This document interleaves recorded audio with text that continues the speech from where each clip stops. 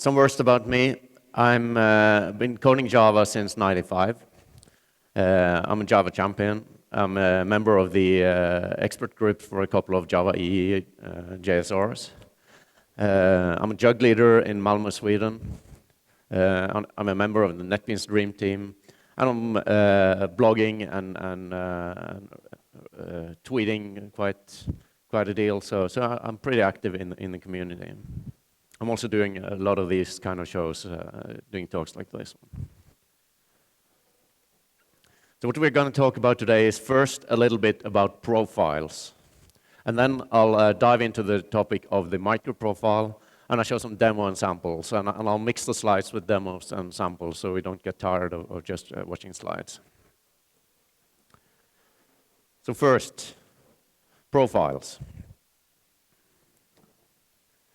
So ever since Java EE 6, we have had two profiles in the Java EE era, and that has been the full profile and the web profile. Previous to Java EE 6, it was only one profile, and that was the Java EE.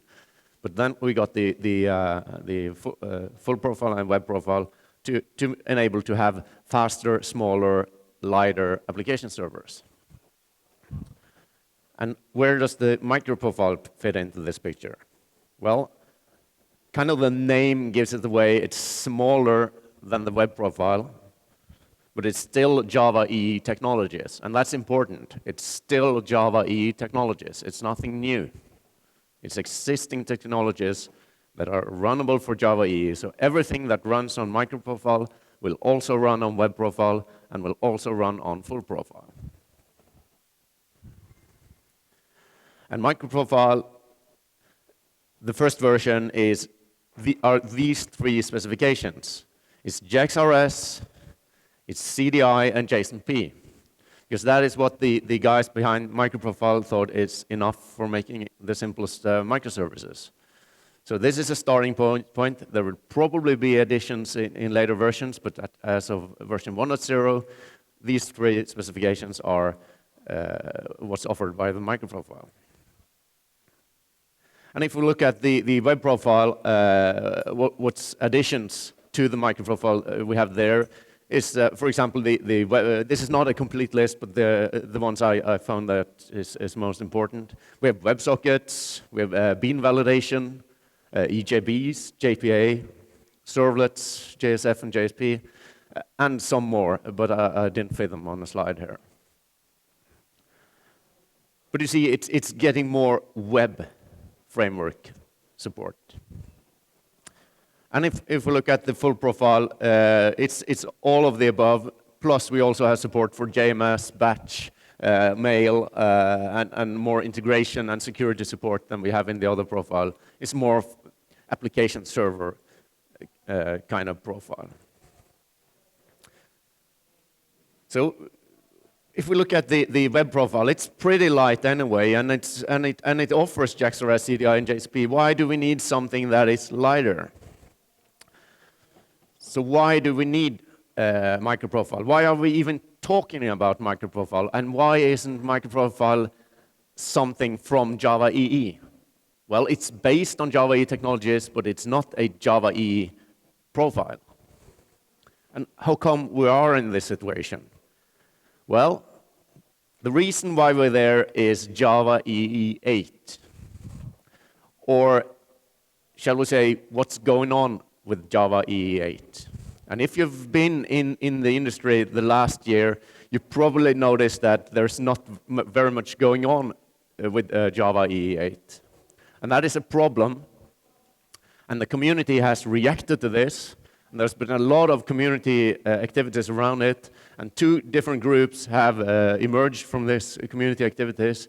These are the microprofile and the Java EE Guardians. And they have different approaches, but the same goal. We want Java EE 8 to drive the development forward. And today I'm talking about the microprofile initiative. So finally this year, a couple of weeks ago, we had Java 1 in San Francisco, and we were kind of expecting something to happen there, and we were kind of excited that they actually came up with something, and it looks pretty good. We have now a revised Java EE roadmap. And the roadmap for Java EE 8 is that it's going to support initial microservice support. Because this is something new in Java EE, because when Java EE 8 was originally planned, microservices wasn't something that were on everybody's agenda. But now everybody is talking about microservices, and Java EE is adapting to that. So with Java EE 8, we will have the initial microservice support added to the specifications. And as you see, it's planned for 2017. And this is kind of aggressive because some of these specifications has been suffering from the lack of efforts the last year, but it's doable, and I think with the correct amount of work, we'll be able to get there. And if you also look at the roadmap, that it's in Java EE 9 is planned for 2018. And that's just 1 year after Java EE 8, so that's significantly faster than it used to be. If you remember Java EE 7, that came in 2013, just 5 years ago. And then we're going to have a new version in 2018. This is optimistic. I don't know if they're going to make it, but we'll give it a try. And EE 9 will have enhanced microservice support, everything that we cannot do in EE 8. And as I said, the reason for all of this is that everybody's talking about microservices. And this is not something that is coming in 2017 or 2018. That's something that is here today and was here yesterday. So we need it now. We cannot wait until 2017. So the Microprofile.io initiative, run by these vendors and support groups listed on their site, came up. And they launched the version 1.0 of Microprofile in September this year. Has anybody used this site? Gone in and read about it? Okay, I'll list it at the end of my slides, but Microprofile.io, go in there. It's a Google group. You can contribute with the discussions. You can see what's going on, and you can say, hey, I want bean validation in next version, for example.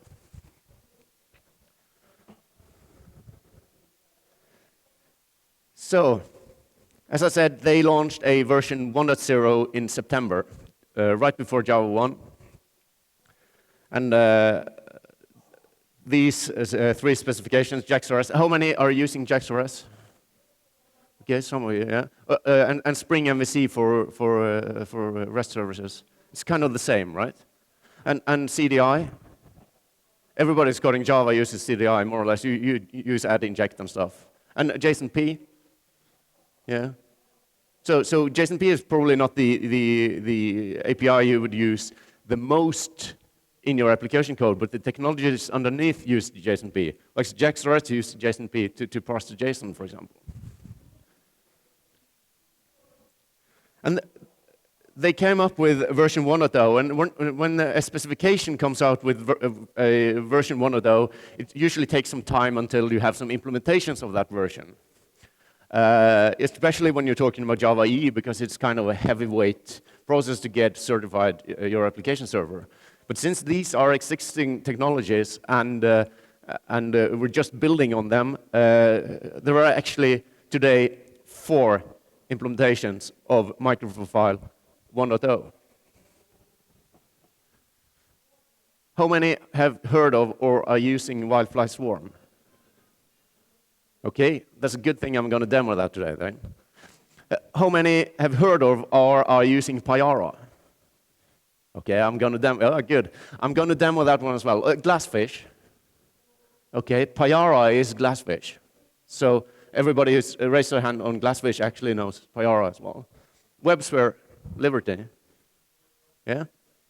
WebSphere is kind of a thing you could never say on a stage without getting something thrown after a couple of years ago, because that's kind of heavy, and you're feeling sorry about the guys who are working with WebSphere. But with Liberty, it's actually something new. This is good, it's fast, it's really cool to work with, and I'll show you demos of that one as well. How many are using Tommy? Okay, a couple of you. Tommy is a EE add-on to the Apache web server. And I'll show you demos of Tommy as well. So I've been promising a lot of demos, and let's have a look at some code then. Let's see here. Just switch screens. So let's get this up there.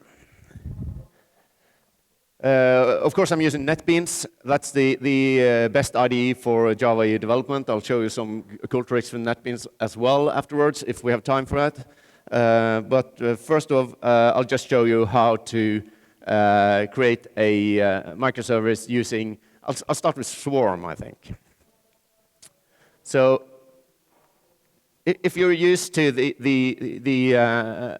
Java EE way of developing things, you know that you have one dependency in your POM, and that is the Java EE specification, and it's provided. For Wildfire Swarm, you have a Microprofile dependency. So you don't need the Java EE dependencies, it's just the Wildfire. Is it too small? Shall I beef up the fonts? Is it okay? Yeah. And also, there is a Wildfire Swarm plugin that enables me to package my application to a jar file. Because everybody wants to run things from the command line using java.jar these days. So this is a way I can build my application using Java EE technologies, and I can java.jar and run my Wildfire Swarm application with Wildfire and everything, just as you would do with a Spring Boot application. So this is actually a really cool technology. The source code here is really simple. It's just a hello world from Wildfire Swarm. So if I go to my command line and Swarm, I can just build it.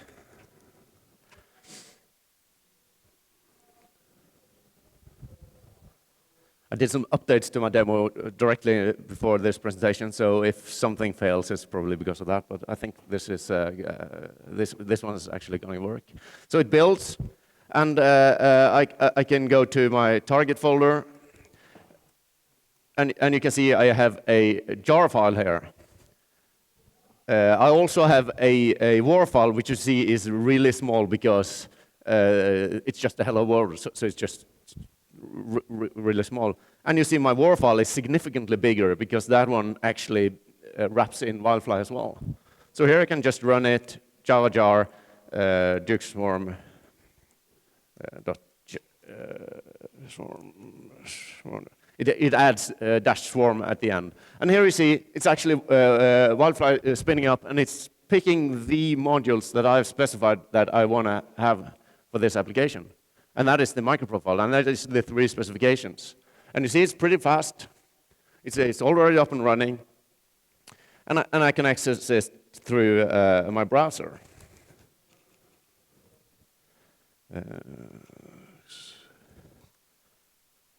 What was the...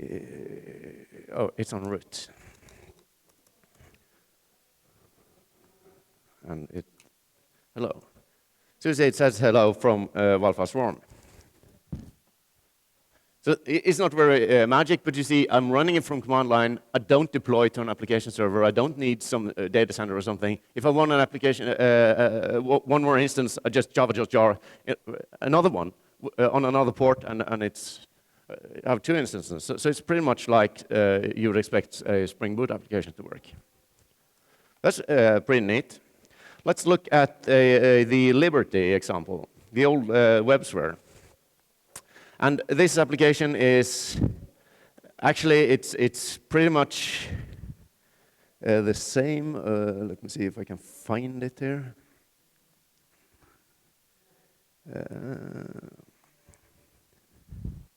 I don't think this application actually contains any code, but I could add just the Hello World example. The important thing here is how I build it, and I can do maybe clean package. And it just, it's not this one. Let's go Dux Liberty. And this one has some stuff in the POM file that makes it run unit test and actually start up the server. So this one actually starts the server twice, one during the build and then afterwards. So now it's up and running, and that was WebSphere starting twice. And it's running, and I can access it from my browser. And Liberty runs on port 9080. So I have Liberty running, and my application is there, even though it's empty. But I can do, but you wouldn't run an application from Maven if you run it in production. You want to do java.jar, right? So we build it again, but we use the runnable profile. I could have these by default to create a runnable jar. What it does now is to package my Liberty application server into a jar file, just as for the Swarm example. And this one is under the, I think it's a config. And here you can see I have the Duke's Liberty jar. It's pretty big since it also have Liberty installed, and I can run it jar, Duke's Liberty jar. And this one spins up WebSphere. And it's running already. So you see, it's even faster than Wildfly. So everything about Java EE being slow, that's not true anymore. Right? It actually has never been true, but now it's really not true. So let's look at Pyara. If I see the Pyara, I'll go to the POM just quickly, and we'll see that the Pyara also has some configuration just packaged as a jar file. I'm saying that I'm running the Pyara micro, the main class, and I just give it a war file as an input. Okay. So if I build this one,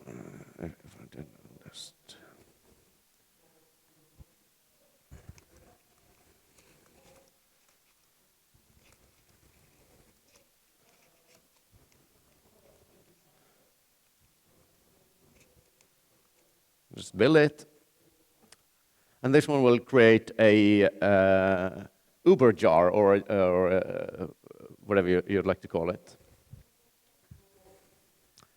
So in my target folder, I have a couple of files. I have a war file, which you see is pretty small because it's just a hello world example, and I have a jar file which is a little bit bigger. So here I can actually just run it, Duke's Pyara snapshot .jar, just as I would do with the Liberty and Swarm. And you see, it's pretty fast.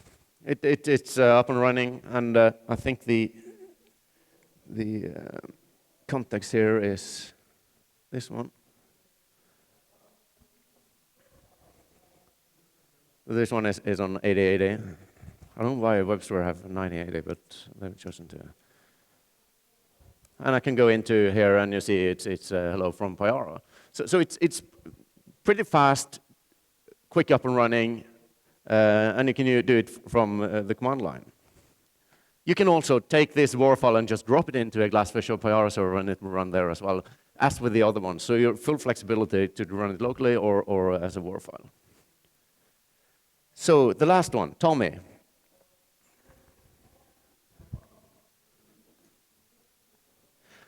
For Tommy, I was looking here when I was preparing this presentation that I haven't found that they have a Maven dependency for the Microprofile.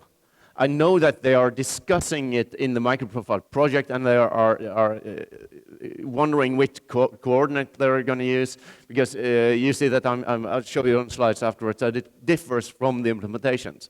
And the only example I've found from Tommy is on the Microprofile example GitHub, and they actually use the web profile. They also just run it in the Maven plugin using the web profile. So if I'm running the Tommy,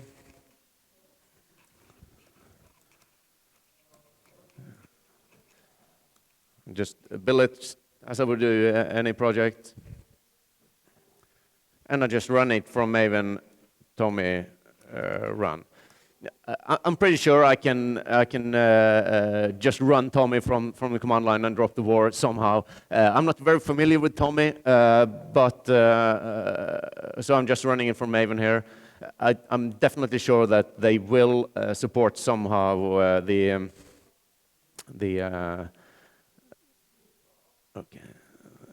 some java.jar, if that's, but here it is, Tommy micro that answers. So it's I haven't found anything where you can build Tommy to an Uber jar, but it's probably some Maven plugin out there where you can do it. So it's nothing different from today.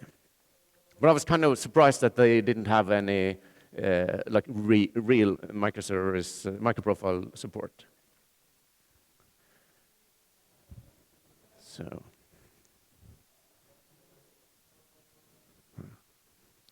That's not what was I going to do. I was going to do that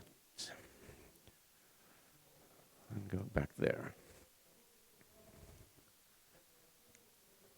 So what I just showed you, I'll see if we can go back to that verse as well, is that for Wildfly Swarm, you need to replace the usual Java EE dependency with a Swarm dependency with the microprofile. And the current version is from October this year, so it's 2016-10. And that's more or less what you need for dependency in your POM. And you also use the Maven plugin to package it. From Wildfly Swarm, you get an Uber jar. You can run it from the command line, Java jar, or you can drop a WAR file in your Wildfly server if you want to do that. For Pyara, it's kind of the same. You just add the Pyara microprofile. They have versioned it at version 1.0. That's probably the more correct way of doing it. And scope provided just as you do with any Java EE application. And from the Pyara, you also get an Uber jar or a deployable WAR. So it's very similar. If you look at WebSphere, they've done it a little bit differently, and this kind of looks a little bit more like the way Spring Boot does it. You have here you have a provider POM for these starters for Microprofile, and you also have a runtime dependency POM that defines whatever they pull in to build the runtime. And here you see it's WebSphere coordinates, and they actually have a snapshot release number for it. There are probably some real number out there. I'll try that afterwards. But from Liberty, you can get an Uber jar and a deployable WAR.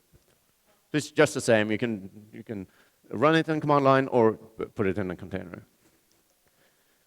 For Tommy, they have their own coordinates for the Java EE API. You can use this one or the Java EE.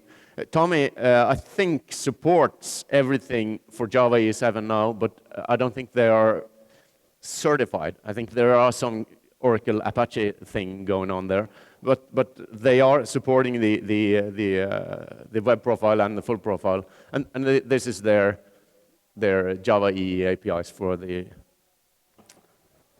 version 7 of Java EE. And you get a deployable WAR out there. You can probably just create a executable jar file, just as I did with the Pyara, just some Maven configuration. I just didn't have time to do it here. So what about Java EE then? We're talking about microprofile and smaller elements of Java EE. But we must remember that Java EE ecosystem is really huge. There are lots of tooling out there. There are lots of implementations and libraries and everything that you need to create applications. And maybe the most important implementations of Java EE are the ones here. These are the open source versions. As I've shown you, Payara and Glassfish is the same. I've showed you Wildfly. Wildfly is the open source version of JBoss application server. So that's an open source on the same base. And Webster Liberty as well is the Liberty profile from Webster. With Java EE, as I said earlier, you have this dependency, and it doesn't matter which of these implementations you're running on, because it's always these APIs are provided. And that is a big difference. You have the same APIs provided, the CDI, the JAX-RS, and the JSONP from the Microprofile as well. But as you see, it's not they haven't created this common standard profile Maven dependency that you use. This is a full Java EE profile, and for the web profile, you just add the web in the middle here. And for Java EE, you create deployable wars, and you just drop it in a container, and with zero or very little configuration, you can run in any compliant container. So if I take my war file and just drop it in a Wildfly, WebSphere or WebLogic or Payara, it just works.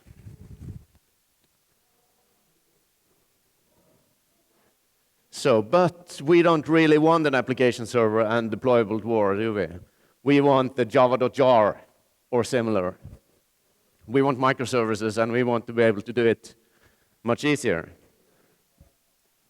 Because it's microservices we're talking about, and then we don't need these application servers. So when deploying a WAR file in an application server isn't good enough, what are we going to do with Java EE then? Are we just going to throw it away, or are we waiting to 2017 when they have some support for it? No, we have Docker. Anybody using Docker?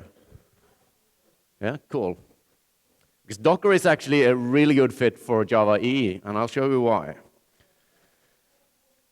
So if you have a Docker container, it's important to know that Docker containers are layered, or Docker images are layered. So you kind of put a layer of stuff in your configuration file, in a Docker file, and build up how the entire image is going to look. And if you do some changes on the top layer, well, that's the only thing getting swapped. You can still rely on this, so it actually doesn't matter if it's a little bit big, the first initial Docker image you create, because you're just swapping the application code on top.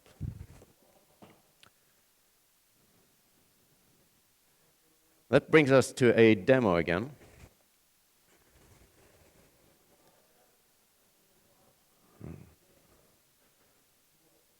Hope this is going to work, yeah.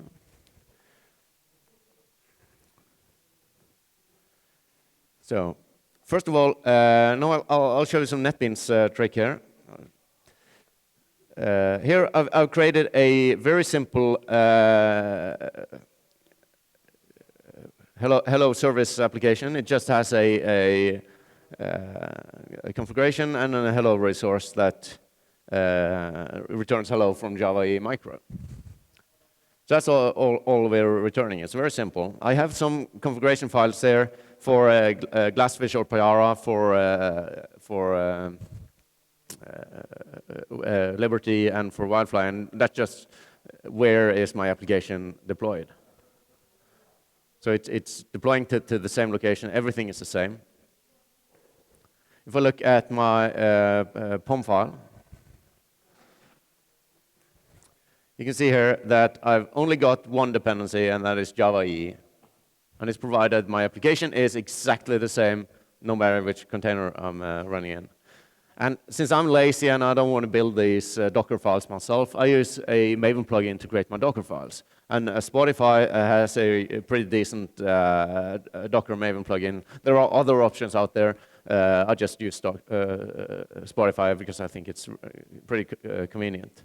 And I created one profile for each of these servers.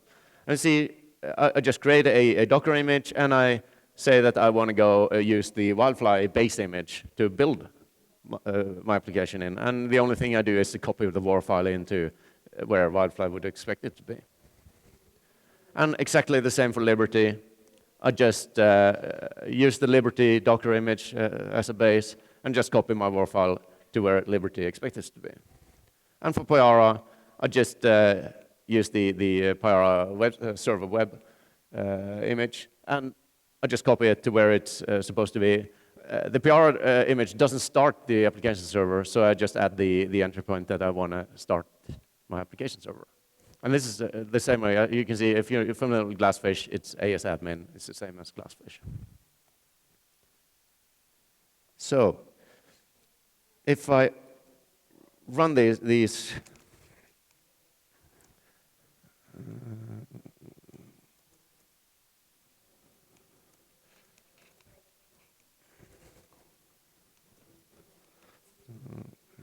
and I run a profile called Dux. No, it was just Wildfly, for example.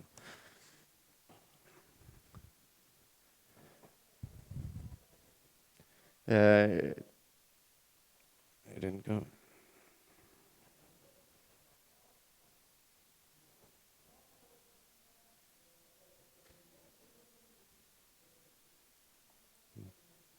Didn't feel like it was building a image here, but.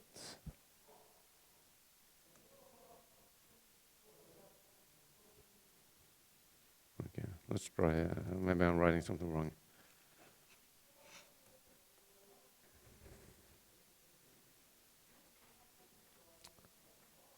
Yeah.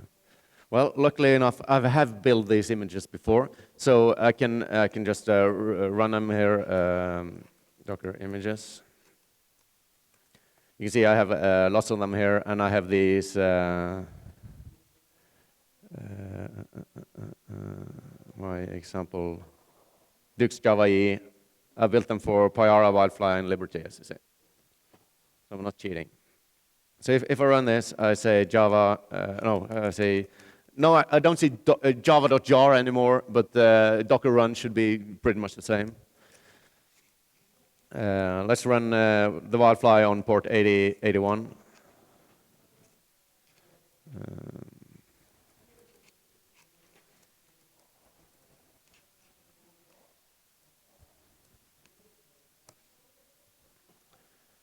So it fires up, and this is not a microprofile or anything of Wildfly. It's an entire application server, and it fires up, and you see it's pretty fast. It's already running, so it's not slow anymore. Let's go into here, localhost 8081.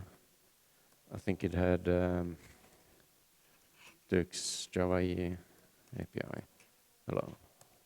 And you see, it says hello from Wildfly.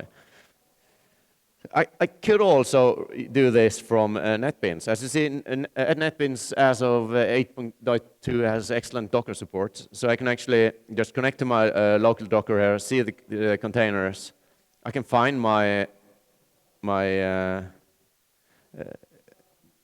Liberty example, for example, and just run it from here. And okay, you didn't see that. so this is more or less exactly the same as you would do from command line then. So if I open a new window here and just write Docker run, and let's run Liberty on 8082. And this one is on 9080.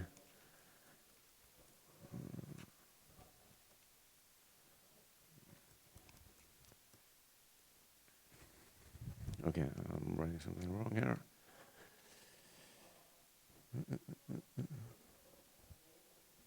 The import. So it fires up WebSphere, and it's pretty fast. It's more or less the same thing as you would do if you're running from command line like java.jar. Maybe it's slowing down now because my laptop is kind of on its limits now, I think. But localhost. No. And let's take 8082, Dux, Java EE.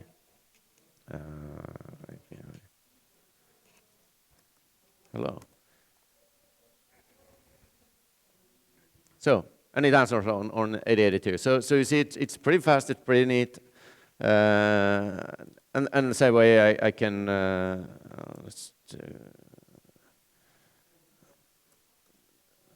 if I Docker run 83 and do the Pyara example.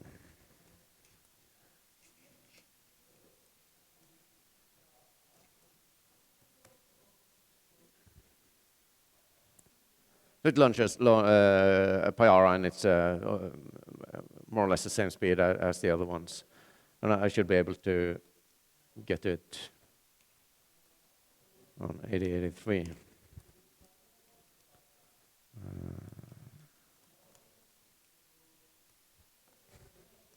Okay, I didn't find it. I think actually Pyara deploys it as, somehow it doesn't read the I have to give it the context on command line, I think. Okay, that was wrong.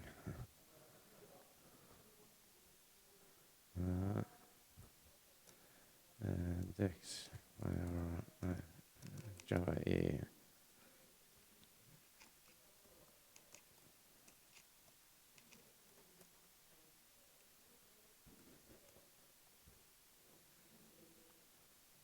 Yeah, I'm probably just writing something wrong. But as you see, it's pretty fast, and even if I'm running the Pyara in a Docker container. So let's go back to the slides.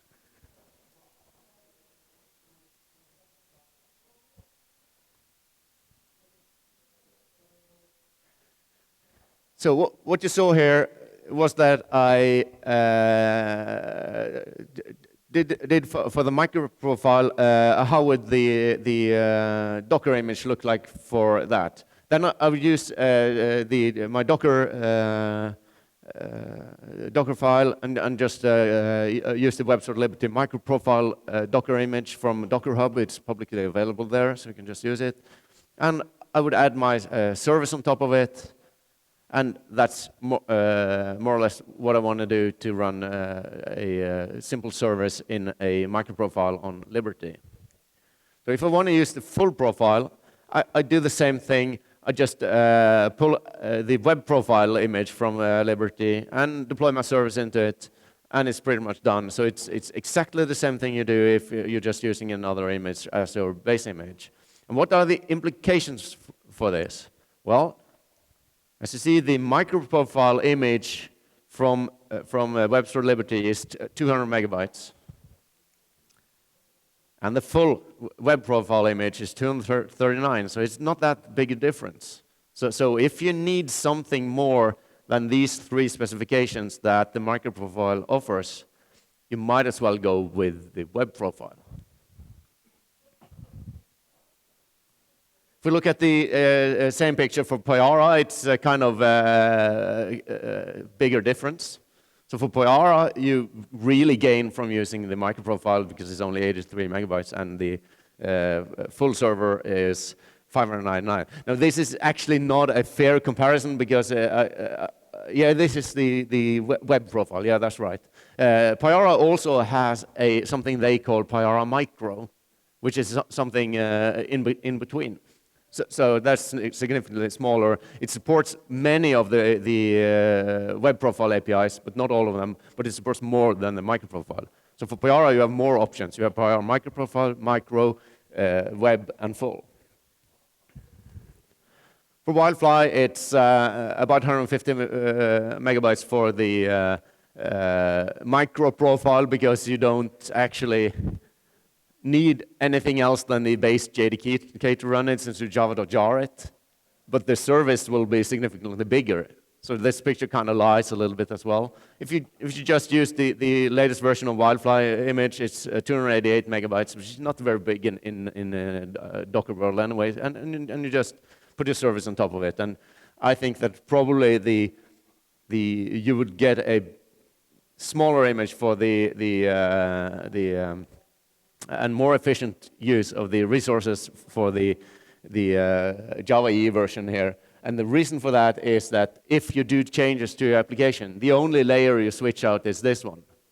If you do changes to your application, the only layer you switch is this one, but this one contains the Wildfly, so this is significantly bigger. For Tommy, I didn't have time to investigate the Microprofile Docker image. I couldn't find it. They have lots of Tommy images on Docker Hub, so you can just browse through them and see what's fit your most. The most likely to fit the web profile is this one, and it's 155 megabytes, so it's pretty small compared to the other ones.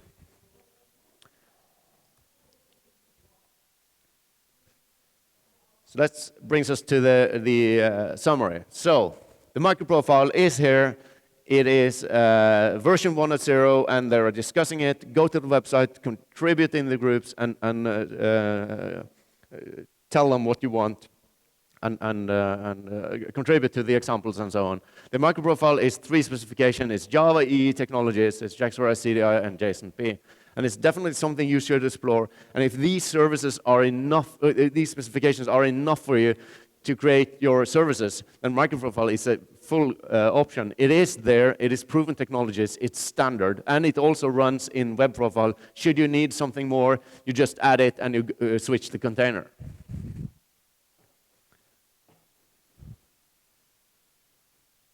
So there are 4 implementations of the Microprofile. It's the Swarm, the Liberty, Payara, and Apache Tommy, and they are pretty similar. They differ a little bit in how they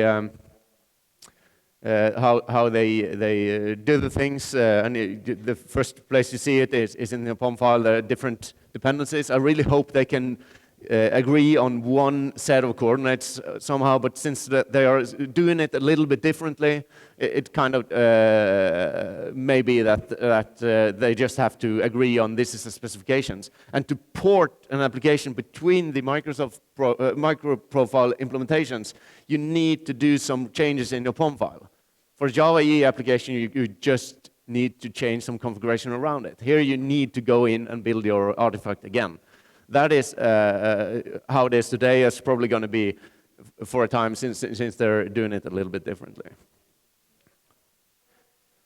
So for Java EE, it's the Microprofile with JXOR CDI and JSP, and you have everything else. You have bean validation, JPA, and etc. And I think that for Microprofile to really be useful, a minimum is bean validation as well. Probably you would need some kind of data source for some of your services, but then you can build those services on the web profile. But if you need it for all your services today, then web profile is the way to go. And you see the footprint isn't that different anyway. And the advantage of the web profile is that, or the full profile is that you have one dependency you add in, it's provided, and you get it from the implementing application servers. You don't need to change to deploy another way. And Docker and Java EE is actually pretty cool. If you haven't tried it, try it out. NetBeans, even though we had some misfortune, crash here today, it's actually really good. You can see your images, you can pull, you can connect to private repositories, and you can do everything from your UI and IDE if you use it today. As I promised, here are some URLs you should look into. Microprofile.io, the starting point, you can get all information there. They have a survey. You can click on which specification you think is more important and which is not.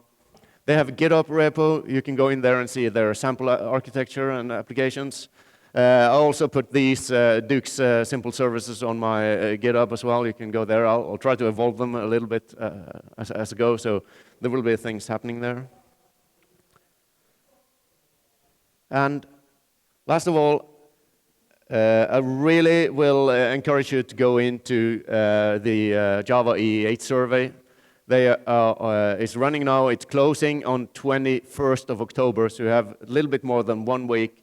Do the survey, show what you want to have for Java EE8 because the scope hasn't been set yet. So this is our opportunity to give feedback and say this is what we want to have in Java EE. And your opinion matters. And remember that this survey is a way that you can influence the choices made in near future that will affect you in a long time forward.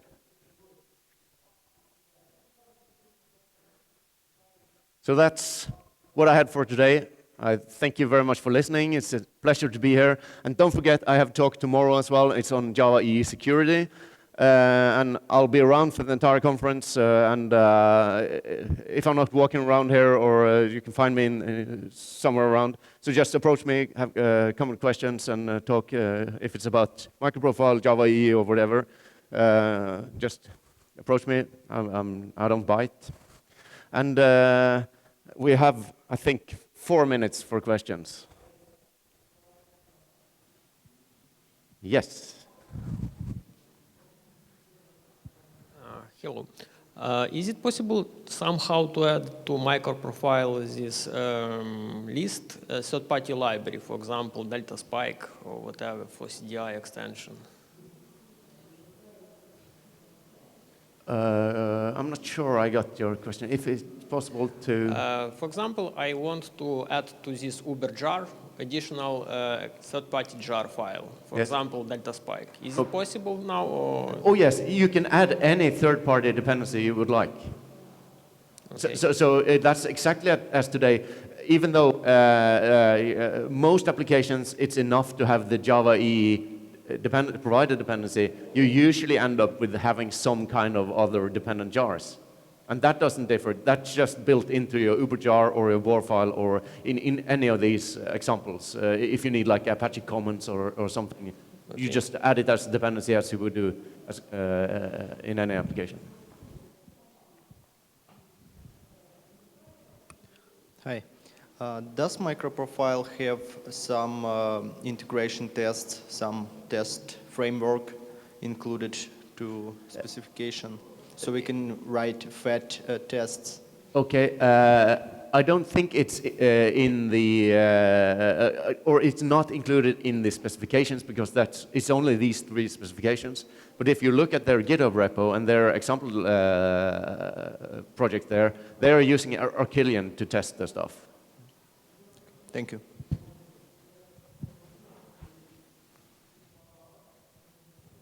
Yeah, hi.